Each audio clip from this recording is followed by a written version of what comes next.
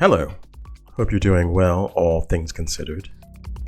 This is a picture of me hanging out with a friend, doing nothing particularly interesting. And here's another, more accurate photo. Note the copy of Dante, which is appropriate, I think, for today's topic. Speaking of today's topic, I'm going to be talking about AI ethics from a materialist perspective. By materialist perspective, I mean that instead of using the statements of corporate PR departments and co-opted academics, for example, as my sources and guides, I will look at what companies, in this case Microsoft, check out the title of the channel after all, are doing. On August 12th of this year, I posted a poll to Twitter asking my followers to select from the list you see here. Now, I have a few decades of experience working in the tech industry and continue to do so in very large corporate spaces, so I know how these beasts move. What I'm aiming for here is to gather topics that I will use to act as a kind of remote mentor, as it were, applying Marxist principles, materials principles to the real life task of finding a job and understanding what these jobs are all about. Attentive followers of this channel know, however, that I'm approaching these questions from the viewpoint of political economy, trying to stay grounded. So instead of just offering a career guide, let's focus on three main things which can be used as a heuristic, a shortcut, or rule of thumb to understand how to interpret tech jobs. So number one, what is said? Companies say many things and they always sound lovely, but wait a minute. You need to find out, two, what is real. People and organizations lie. Sometimes you lie. Sometimes I lie. I'm not lying right now, though. Often and in the service of their goals and self-image. In the case of capitalist entities, the goal is always, three, what is profitable. This third item is what you must focus on to truly understand the actions of a capitalist entity. Of course, there's lots of interperson nonsense in companies, whether you're in the office or you're remote, but at the elite level, the concern is always with profit. On August 27th, the Microsoft on the Issues Twitter account, a PR effort if ever there was, posted this statement from Natasha Crampton, Microsoft's Chief Responsible AI Officer.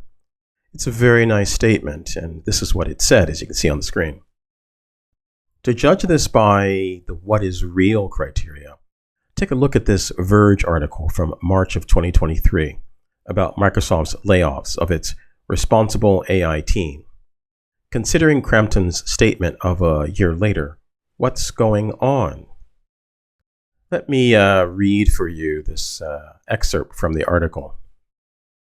The Ethics and Society team was at its largest in 2020, when it had roughly 30 employees, including engineers, designers, and philosophers. In October, the team was cut to roughly 7 people as part of a reorganization. In a meeting with the team following the reorg, John Montgomery, corporate vice president of AI, told employees that company leaders had instructed them to move swiftly. Quote, the pressure from CTO Kevin Scott and CEO Satya Nadella is very, very high to take these most recent open AI models and the ones that come after them and move them into customers' hands at a very high speed, end quote, he said, according to audio of the meeting obtained by the platformer. Because of that pressure, Montgomery said, much of the team was going to be moved to other areas of the organization. Here is a Microsoft job listing for a senior role in the so-called responsible AI team. The job is closed, so don't bother applying. As you look at some of the details, keeping the layoffs of the people who tried to actually perform an AI ethics role in the organization in mind, imagine what this role is actually about. Making the company look good without doing anything? Maybe.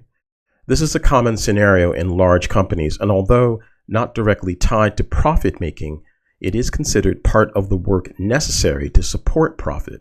That is, a good face to attract customers. The salary of the person in this role, and it could be a handsome salary, who knows, is a minor matter for the organization. I'll leave you with this excerpt from an interview Microsoft CEO Satya Nadella gave to NBC's Lester Holt 7 months ago.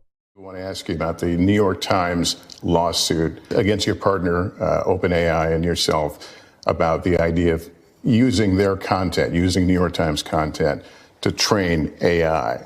It does kind of open a thought about where this information comes from and who ultimately benefits.